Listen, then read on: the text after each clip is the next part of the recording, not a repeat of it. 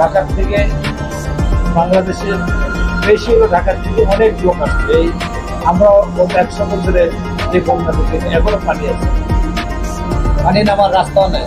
আমাদের এখানে বৃষ্টি হয়, পানি চলে যায়, কিন্তু যে পানি ভারত থেকে সেখানে ঢুকছে, যে পানি নামার রাস্তা নেই। রৌদ্র হইলে পানি শুকিয়ে যাবে, আবার বৃষ্টি হইলে এখন পানি বেড়ে যাচ্ছে।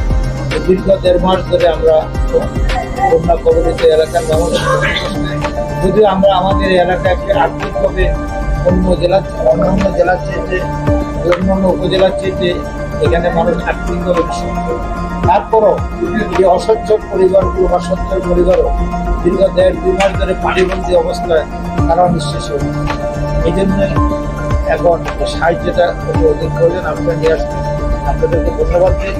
আমরা নিচরে আমাদের দ্বিতীয় ভূমি হচ্ছে কামরাঙ্গীর।